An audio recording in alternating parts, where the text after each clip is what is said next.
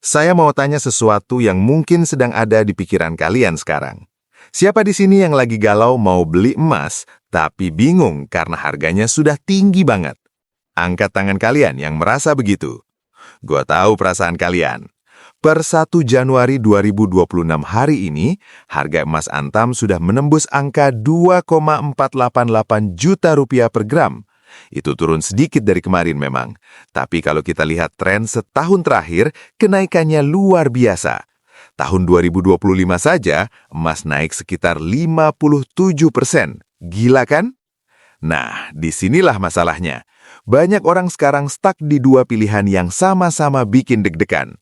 Pertama, beli sekarang tapi takut nyangkut kalau harga turun.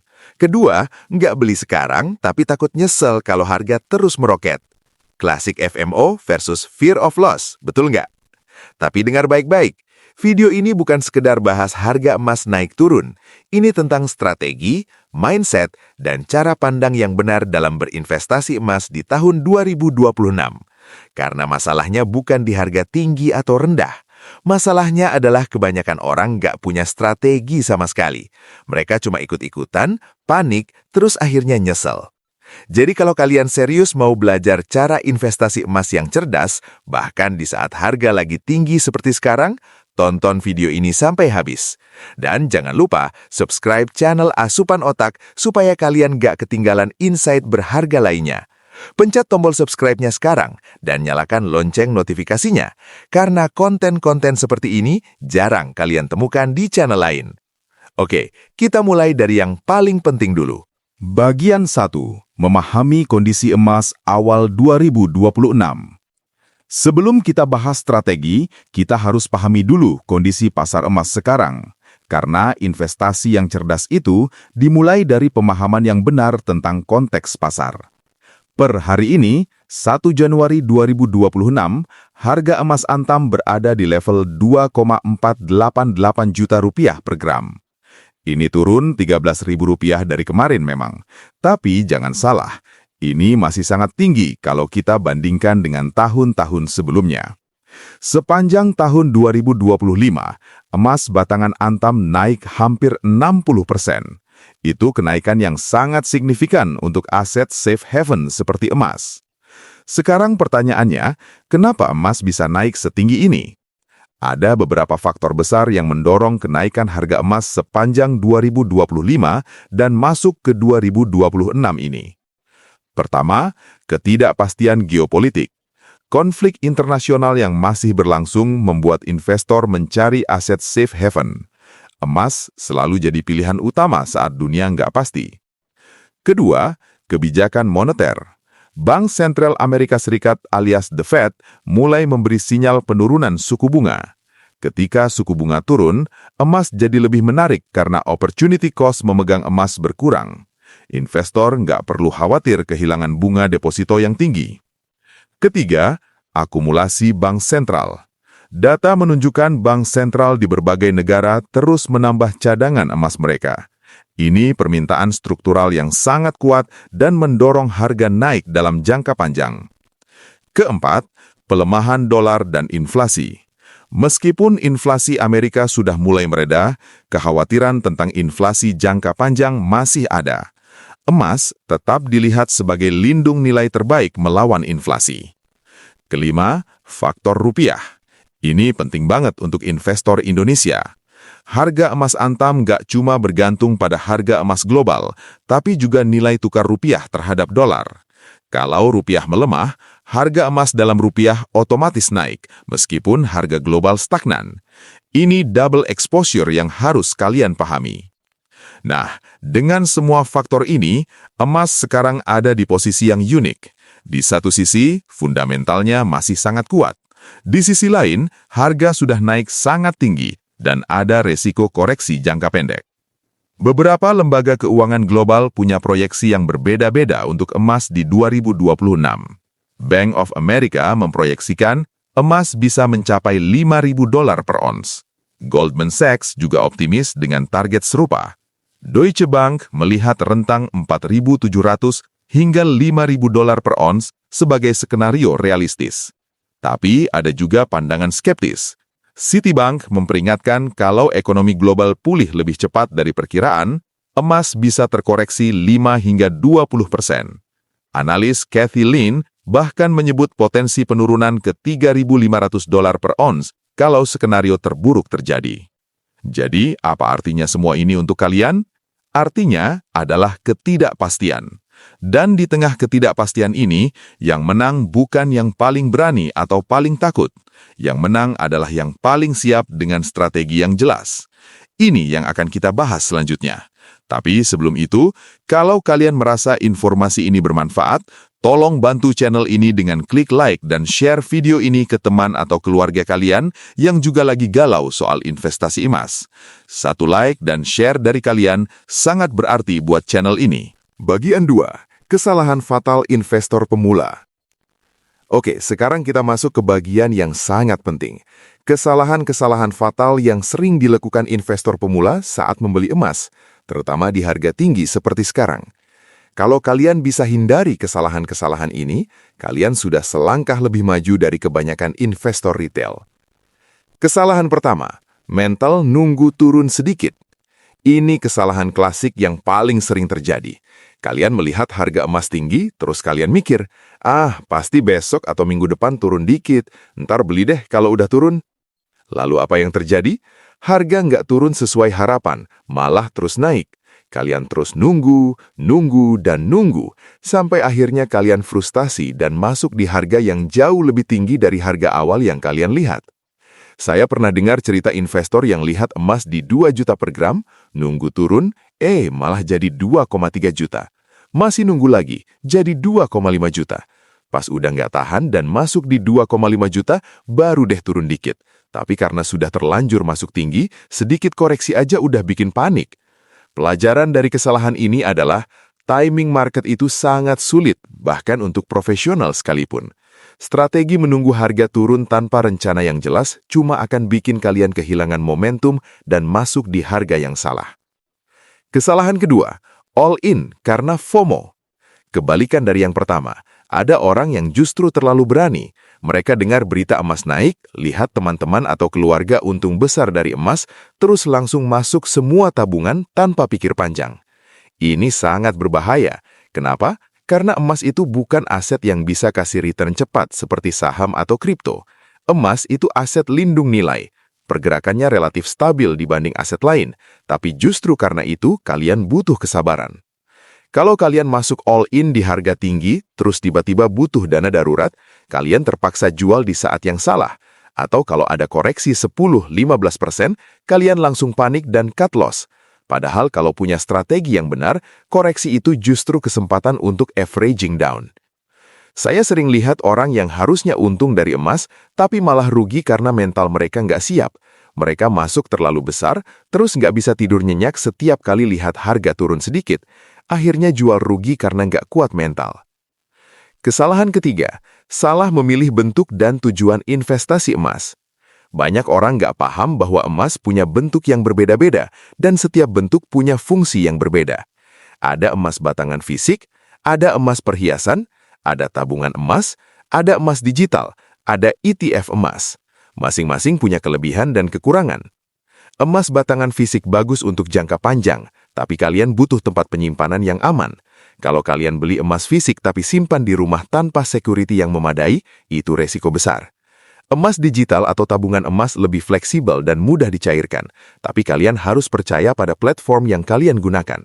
Ada resiko counterparty yang harus dipahami. Emas perhiasan, ini sebenarnya bukan investasi yang bagus karena ada biaya pembuatan yang besar. Kalau kalian beli perhiasan emas dengan harapan investasi, kalian sudah rugi dari spread antara harga beli dan harga jual. Nah, kesalahan yang sering terjadi adalah orang beli emas digital untuk investasi jangka panjang 20 tahun. Padahal emas digital itu kan ada resiko platform. Kalau untuk jangka sangat panjang, emas fisik yang kalian pegang sendiri justru lebih aman. Kesalahan keempat, tidak punya rencana dan strategi. Ini kesalahan paling fatal dan paling umum. Kebanyakan orang beli emas tanpa rencana yang jelas. Mereka nggak tahu kapan akan tambah posisi, nggak tahu kapan akan hold, nggak tahu kapan akan keluar, nggak tahu berapa persen alokasi emas dari total aset mereka, nggak tahu apa tujuan investasi emas mereka. Akibatnya mereka cuma reaktif terhadap harga. Harga naik, senang, tapi bingung apakah harus jual atau hold. Harga turun, panik, dan mikir apakah harus cut loss atau tambah beli. Ini bukan investasi, ini gambling. Kalian mengandalkan keberuntungan, bukan strategi. Investor profesional tidak seperti ini. Mereka punya rencana yang jelas sejak awal. Berapa persen mereka alokasikan ke emas, pada harga berapa mereka akan tambah posisi, apa kondisi yang akan membuat mereka keluar dari posisi. Semua sudah direncanakan dari awal. Dan yang paling penting, mereka punya mental dan disiplin untuk menjalankan rencana itu meskipun pasar bergerak liar. Nah, kalau kalian merasa pernah melakukan salah satu atau bahkan semua kesalahan ini, jangan khawatir. Kalian nggak sendirian. Hampir semua investor pemula pernah di posisi ini. Yang penting adalah belajar dari kesalahan dan mulai menggunakan strategi yang benar. Dan strategi yang benar itu akan kita bahas sekarang di bagian selanjutnya. Bagian 3. Strategi investasi emas di harga tinggi. Sekarang kita masuk ke inti dari video ini. Strategi konkret yang bisa kalian gunakan untuk investasi emas dengan aman, bahkan di tengah harga yang tinggi seperti sekarang. Strategi pertama, Dollar Cost Averaging atau DCA, beli bertahap. Ini adalah strategi paling penting dan paling aman untuk kondisi seperti sekarang. Jangan pernah all in sekaligus, terutama di harga tinggi. Caranya sederhana. Kalian tentukan total dana yang ingin dialokasikan ke emas, misalnya 10 juta rupiah. Daripada langsung beli 10 juta sekaligus, kalian bagi menjadi beberapa periode. Misalnya, kalian alokasikan 30-40% di bulan ini, yaitu sekitar 3-4 juta rupiah. Sisanya kalian beli secara berkala setiap bulan selama 6-12 bulan ke depan. Kenapa strategi ini efektif? Karena kalian mengurangi risiko masuk di puncak harga. Kalau harga terus naik, kalian tetap untung dari pembelian pertama. Kalau harga turun, kalian bisa beli lebih banyak dengan dana yang tersisa. Rata-rata harga beli kalian akan lebih baik dibanding kalau kalian all in di satu titik. Strategi DCA ini juga bagus untuk mental. Kalian nggak akan panik setiap kali ada koreksi, karena kalian tahu itu kesempatan untuk averaging down. Kalian juga nggak akan FOMO setiap kali harga naik, karena kalian sudah punya posisi awal. Para ahli keuangan di Indonesia merekomendasikan strategi ini untuk 2026, mengingat volatilitas yang masih tinggi dan ketidakpastian arah pasar. Strategi kedua, pahami fungsi dan tujuan emas dalam portofolio kalian. Sebelum beli emas, kalian harus jelas dulu kenapa kalian beli emas. Apa tujuannya? Ada beberapa fungsi emas yang berbeda. Cadangan darurat, kalau tujuan kalian untuk dana darurat, pilih emas digital atau tabungan emas yang mudah dicairkan kapan saja. Alokasikan sekitar 3-6 bulan pengeluaran rutin. Proteksi inflasi, kalau tujuan kalian untuk melindungi daya beli dari inflasi jangka panjang, emas fisik atau emas digital sama-sama cocok. Alokasi bisa 10-20% dari total aset. Diversifikasi portofolio, kalau tujuan kalian untuk mendiversifikasi risiko dari aset lain seperti saham atau properti, alokasi emas sekitar 5-15% dari total portofolio sudah cukup. Wealth preservation, kalau kalian sudah pensiun dan ingin menjaga nilai kekayaan tanpa mencari pertumbuhan agresif, alokasi emas bisa lebih tinggi, sekitar 15-30%. Jangan samakan semua tujuan, setiap tujuan butuh pendekatan yang berbeda. Strategi ketiga, pilih instrumen yang paling sesuai. Setelah tahu tujuan, sekarang pilih instrumen yang paling sesuai. Untuk emas fisik, keuntungannya adalah kalian benar-benar memiliki aset secara langsung. Tidak ada risiko counterparty. Tapi kelemahannya adalah biaya penyimpanan dan risiko keamanan. Kalian juga harus siap dengan spread yang lebih besar antara harga beli dan buyback. Untuk emas digital seperti platform Bareksa, Tokopedia Emas, atau yang lain, keuntungannya adalah kemudahan transaksi. Kalian bisa beli mulai dari 0,01 gram. Bisa dijual kapan saja, tidak perlu khawatir penyimpanan fisik. Tapi kalian harus percaya pada platform dan memahami bahwa emas kalian disimpan oleh pihak ketiga. Untuk ETF emas seperti yang diperdagangkan di pasar kripto seperti Pax Gold atau Tether Gold, ini cocok untuk kalian yang ingin exposure ke harga emas global dengan likuiditas tinggi, tapi perlu pemahaman tentang teknologi blockchain dan risiko platform kripto. Untuk tabungan emas di bank atau pegadaian, ini cocok untuk kalian yang ingin menabung rutin dengan sistem yang terstruktur, tapi perhatikan biaya administrasi dan spread-nya. Pilih yang paling sesuai dengan profil risiko dan kebutuhan likuiditas kalian. Strategi keempat, tentukan titik entry, exit, dan hold. Sekarang yang agak teknis tapi sangat penting. Kalian harus punya rencana kapan masuk, kapan tambah, kapan hold, dan kapan keluar. Untuk titik entry, dengan kondisi harga sekarang, kalian bisa mulai dengan alokasi kecil dulu 20-30% dari total dana yang direncanakan. Ini untuk membangun posisi awal. Untuk titik tambah, siapkan dana untuk averaging down kalau terjadi koreksi 5-10%. Misalnya kalau emas turun dari 2,5 juta ke 2,3 juta per gram, itu kesempatan bagus untuk tambah posisi. Untuk hold period, emas itu investasi jangka menengah hingga panjang, minimal 1-2 tahun, idealnya 3-5 tahun. Jangan expect return cepat dalam hitungan bulan. Untuk exit strategy, ini tergantung tujuan awal kalian. Kalau tujuannya wealth preservation, mungkin kalian nggak akan pernah sepenuhnya keluar dari posisi emas.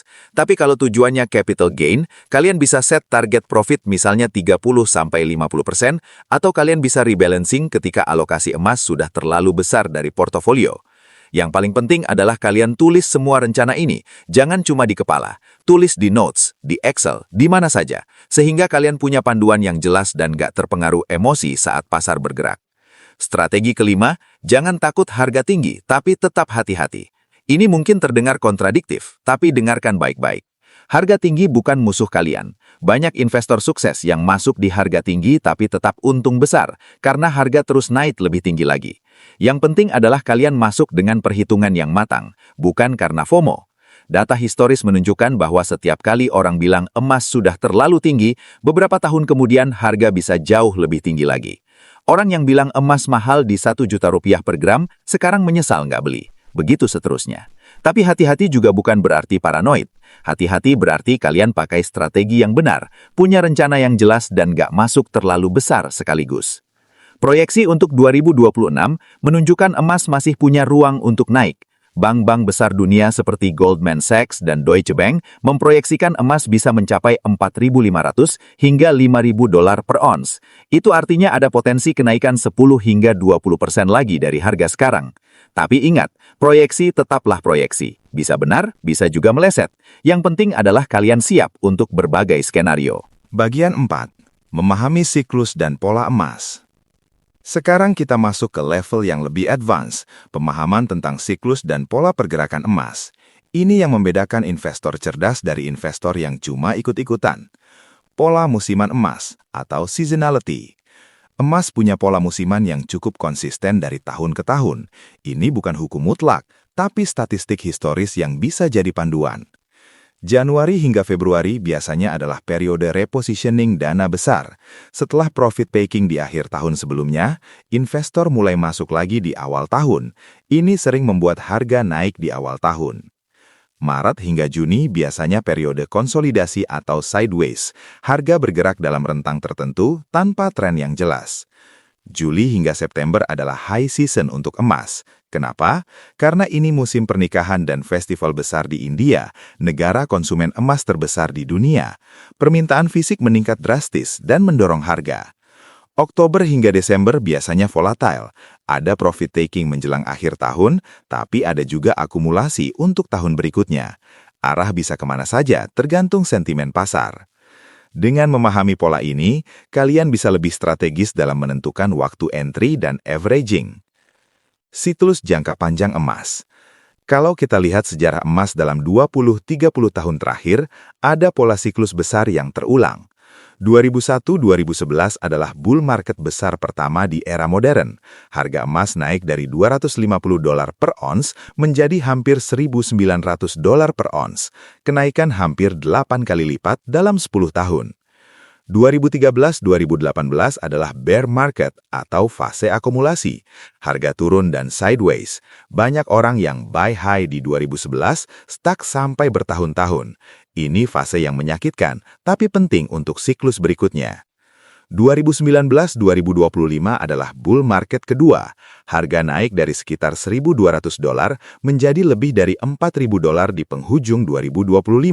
Kenaikan lebih dari 3 kali lipat. Sekarang kita di 2026. Pertanyaannya, apakah bull market masih berlanjut atau kita akan masuk fase koreksi besar? Berdasarkan analisis dari berbagai lembaga, konsensusnya adalah bull market emas kemungkinan masih berlanjut hingga 2027-2028. Tapi setelah itu ada resiko koreksi besar seperti yang terjadi di 2013. Yang perlu kalian pahami adalah, kalau kalian masuk sekarang dengan strategi jangka panjang 5-10 tahun, kemungkinan besar kalian akan tetap untung meskipun ada koreksi di tengah jalan. Tapi kalau kalian masuk dengan mentalitas jangka pendek, harap-harap investasi cepat untung dalam 6 bulan, kalian bisa kecewa. Faktor struktural yang mendorong harga. Ada beberapa faktor struktural yang mendukung harga emas jangka panjang. Pertama, akumulasi bank sentral. Sejak 2022, Bank Sentral Global telah membeli emas dalam jumlah rekor. China, India, Turki, dan negara-negara emerging market lainnya terus menambah cadangan emas untuk diversifikasi dari dolar. Ini permintaan yang konsisten dan besar. Kedua, dedolarisasi. Semakin banyak negara yang mencoba mengurangi ketergantungan pada dolar. Emas adalah alternatif utama sebagai aset cadangan netral. Ketiga, defisit produksi.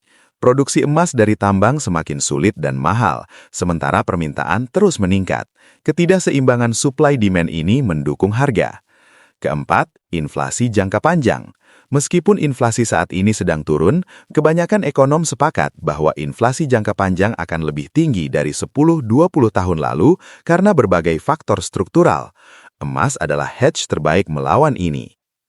Dampak rupiah pada harga emas lokal. Ini khusus untuk investor Indonesia.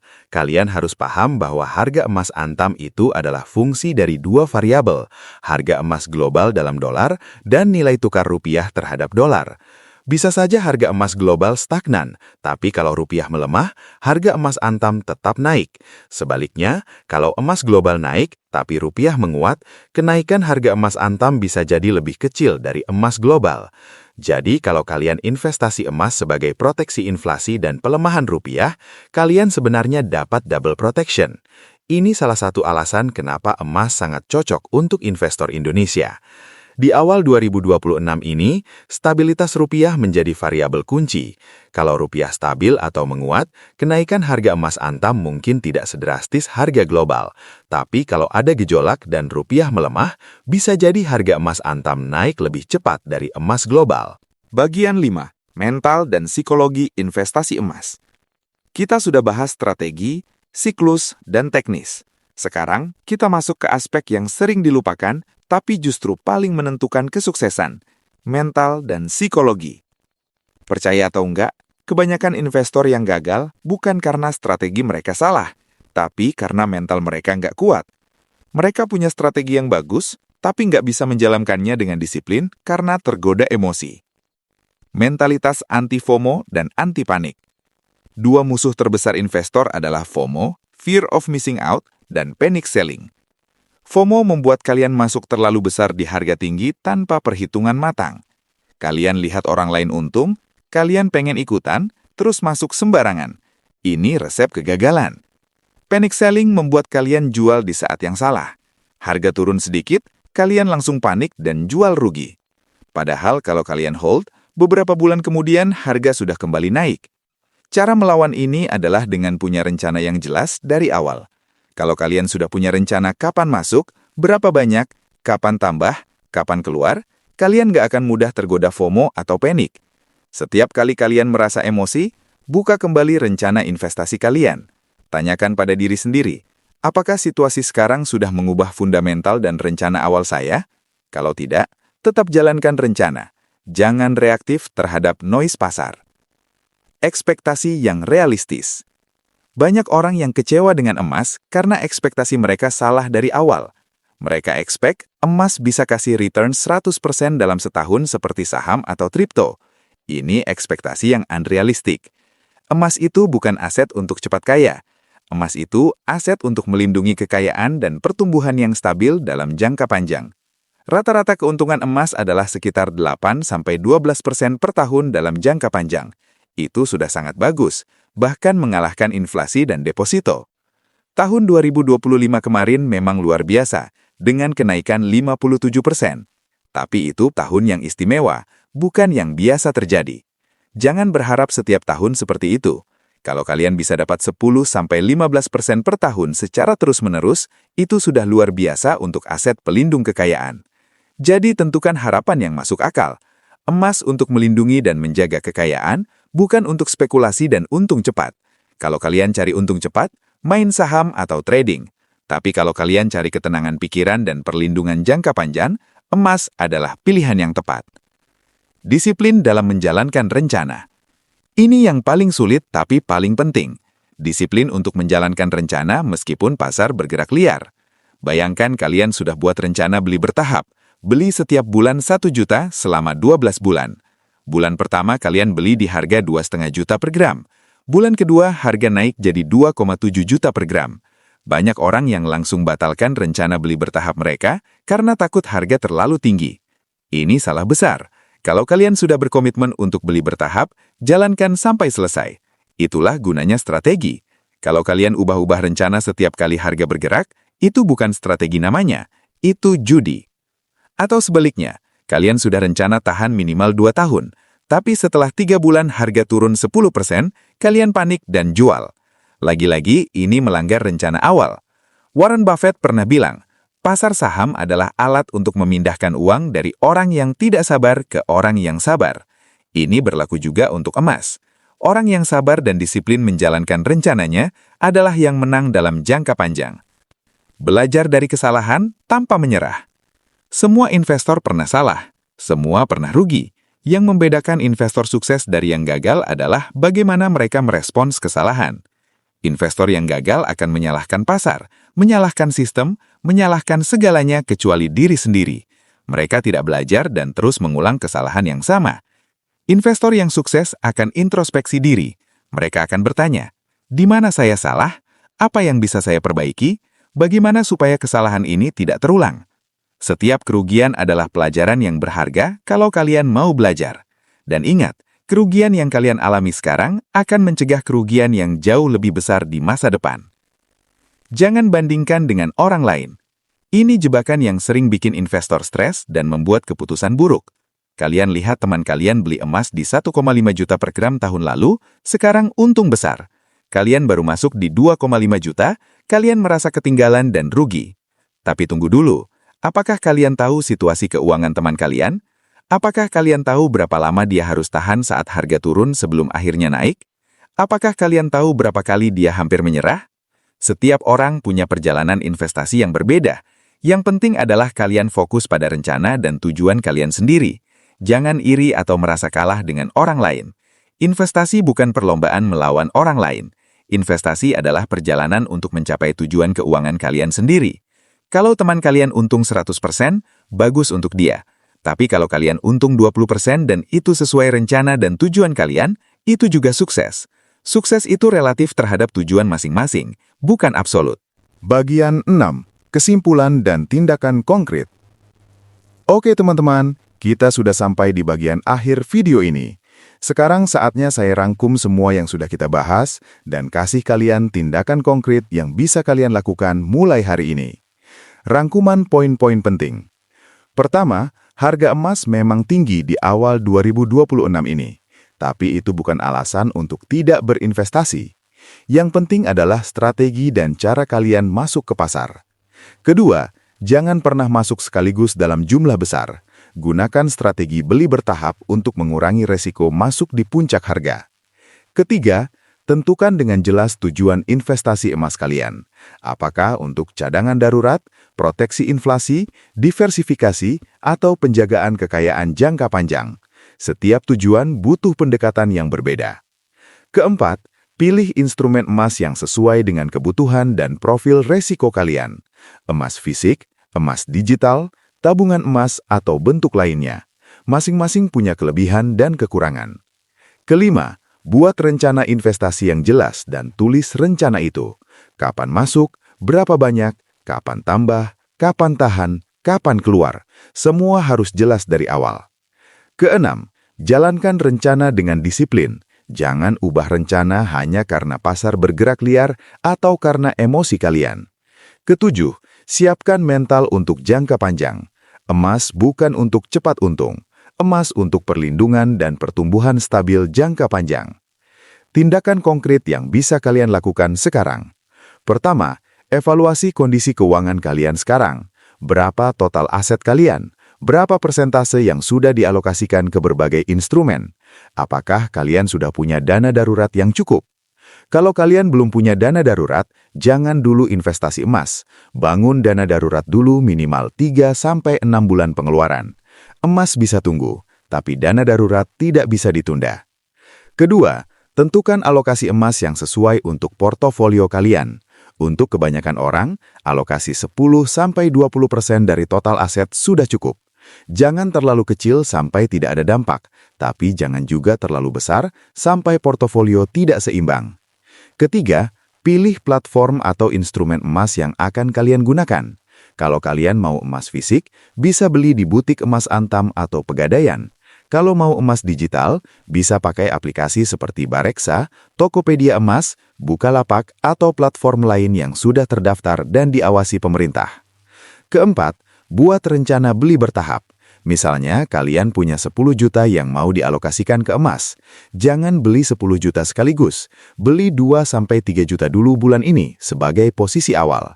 Sisanya beli bertahap setiap bulan atau setiap ada penurunan harga 5-10%.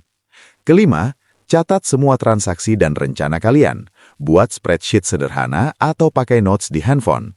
Tulis kapan kalian beli, berapa banyak, di harga berapa, dan apa rencana selanjutnya. Ini akan sangat membantu kalian tetap fokus dan disiplin. Keenam, edukasi diri terus-menerus. Baca berita ekonomi, ikuti perkembangan harga emas, pahami faktor-faktor yang mempengaruhi harga. Tapi jangan sampai terlalu terobsesi dengan pergerakan harga harian. Cukup evaluasi seminggu atau sebulan sekali. Ketujuh, kalau memungkinkan, konsultasikan dengan perencana keuangan yang terpercaya. Mereka bisa membantu kalian membuat strategi yang lebih personal sesuai dengan situasi keuangan kalian. Pesan terakhir dari saya. Teman-teman, investasi emas di harga tinggi memang menantang secara psikologis. Tapi ingat, setiap harga adalah harga yang tepat kalau kalian punya strategi yang benar dan mental yang kuat. Jangan takut untuk memulai hanya karena harga tinggi, tapi juga jangan gegabah masuk tanpa rencana. Ambil jalan tengah, mulai dengan posisi kecil, bangun secara bertahap, dan pegang untuk jangka panjang. Emas sudah membuktikan dirinya sebagai pelindung kekayaan selama ribuan tahun. Peradaban naik turun, mata uang datang dan pergi, tapi emas tetap bernilai. Ini aset yang sudah teruji waktu. Tahun 2026 ini akan penuh dengan ketidakpastian. Ada risiko geopolitik, risiko ekonomi, risiko inflasi. Tapi dengan emas di portofolio kalian, kalian punya pelindung terhadap semua risiko itu.